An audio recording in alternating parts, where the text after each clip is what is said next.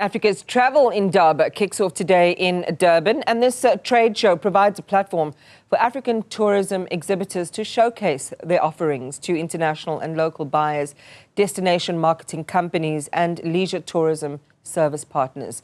And our Nobuhle Modise is there and will tell us exactly what's going on. Nobuhle, good morning to you. It's a lovely place to be in this morning, just telling the story of opportunities not only in Southern Africa but across the African continent for those in the travel and tourism industry to collaborate. And I understand that there are scores of small and medium enterprises also represented at this gathering. Tell us more. Indeed, you are right, Iman. And today is not the official opening, but a business opportunity networking day known as Bond Day. And that is obviously just for them to network ahead of that opening tomorrow. And you'd remember that, actually KZN, if you zoom into KZN in terms of tourism, there's been a number of issues in the province. And the tourism numbers there have been a question of whether they're doing well or not. And you'd remember that we had that 2021 July uprising. We also had the April flooding, and we also had COVID as well. But if you speak of the continent as a whole, they've rebounded impressively at 96% compared to the rest of the world at 88% at pre-pandemic levels. But I do have with me the acting CEO of Tourism KZN just to speak to us about, what their expectation is for this year's Africa Travel Indaba, which is under the theme Unlimited Africa. But obviously just speaking to those issues about KwaZulu-Natal, where there's been a number of issues where, tourism has suffered quite a lot. Thank you very much, Mr. Spusiso Kumbi. Just speak to us about, firstly, what you expect as Tourism KZN out of the Africa Travel Indaba this year. Oh, thank you very much. As KZN, we are so excited that we are indeed continuing to host the Africa Indaba.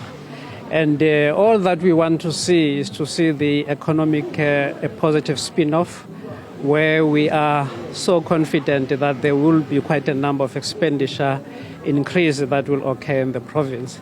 But more than that, we'll be hosting about 26 countries from Africa that will be coming to our province. We are definitely sure that the occupancy in our hotels will be more than 85%. And indeed, there will be quite a number of products that will be showing off as the province when it comes to tourism. The beauty of the province, and also this will be a platform where we'll be showcasing some of the product that we believe would require funding at the same time. And then, Mr. Gumbi, as I spoke to Iman earlier, I was mentioning the fact that the province has suffered a lot of challenges in terms of those 2021 July riots. We also had the April flooding. There was COVID as well. How did this affect tourism? Well, it did affect tourism, but what we have seen over the past year or two have been the positive spin-offs that we have seen in the province.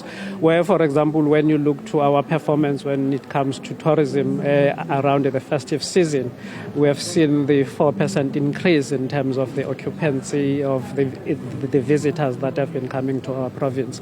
So we strongly believe that will be a building block in making sure that we continue to occupy our positive spots as the province of KwaZulu-Natal. Thank you very much. That is the acting CEO of Tourism KwaZulu-Natal, just speaking to us about, their expectations and whether they've bounced back from those challenges that I mentioned to you, Iman. But as I said, today is the Bond Day, the Business Opportunity Networking Day, ahead of the official opening tomorrow of the Indaba. We are currently at the exhibition center, and we're actually standing at the the KZN Tourism stand, and this will be officially unveiled today, but tomorrow that's when this entire area will be unveiled and the proceedings will get along. Yeah, a lot of ground to claw back, Nobuhle, in terms of re-establishing Durban, particularly in KwaZulu-Natal, as that travel destination, a number of challenges to overcome there. It will be interesting to see how they plan on doing that and what this collaboration can yield, as we said at the very beginning, not only here at the tip of Africa, but across the rest of the African continent. Nobuhle Modise is there. It is an important story, and we'll keep you close to it.